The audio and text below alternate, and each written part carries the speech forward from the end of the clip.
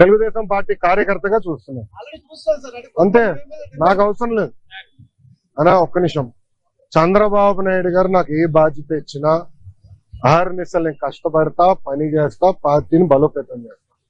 అంతేగాని పార్టీకి చెడ్డ పేరు మటుకు నేను తీసుకురాను. మీరు చూసారు పాదయాత్రకి వెళ్ళా, నా వల్ల పార్టీకి ఏనాడు ఒక ఇబ్బంది కలగదు.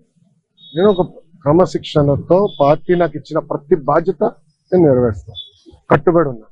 కొత్త కమిటీల్లో నేను కూడా ఒక చర్చ చేస్తున్నా, రేపు పాలిట్ బ్యూరోలో డిస్కస్ చేస్తున్నా. ఒక వ్యక్తి ఒక పదవిలో 3 టర్ముల కన్నా ఎక్కువ ఉండకూడదు. నేను వ్యక్తిగతంగా నమ్ముతాను, అది నా వ్యక్తిగత అభిప్రాయం, పార్టీ అభిప్రాయం కాదు, నాయకుల అభిప్రాయం కాదు, నా అభిప్రాయం. లోకేష్ గా నా అభిప్రాయం. నేను కూడా ఈసారి నేషనల్ జనరల్ సెక్రటరీగా ఉండకూడదని నేను భావిస్తాను. ఎందుకంటే 3 టర్ములు నేను అక్కడనే ఉంటున్నాను, వేరే వాళ్ళు కూడా అవకాశం ఉన్నారు.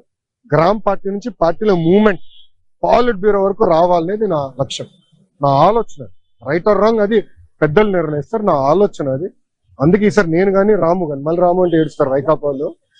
ఎందుకు ఏడుస్తారు నాకు తెలీదు. రాము ఏమో నన్ను అన్నంటాడు, నేనేమో రాము అంటాను, నేను ఇద్దరే. సో రాము కూడా మొన్న రాము నేను కూడా మాడుకున్నాను, దావోస్ కూడా లంచ్ చేస్తుంటే మేము మాడుకున్నాం. సో రాము కూడా ఏదన్నా నేను కూడా వేరే దానికి వెళ్దాం, వేరే వాళ్ళకి అవకాశం ఇద్దాం, పార్టీలో మూవ్మెంట్ రావాలని నేను అనుకున్నాను. ఓకే ఓకేమా, థ్యాంక్ యూ. ఏంటన్నా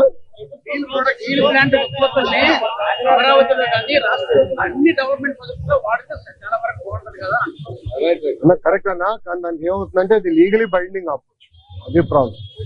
అంటే రేపు ఇప్పుడు ఓపెన్ మార్కెట్ ఉన్నప్పుడు ఏమవుతుందంటే, రేపు ఎవరన్నా కోర్టుకి వెళ్ళి ఒకటి కేసు ఇస్తారు, వాళ్ళు ₹1 తక్కువ ఇస్తున్నారంటే ఫినిష్డ్, అడిగే వాళ్ళు గొడవలు, ఆ ప్రాబ్లమ్స్ అది కూడా డిస్కస్ చేసాము. అది టెండర్ ప్రాసెస్ ఫాలో అవుతుంది, మనం అందరూ ఇబ్బంది పడతాం.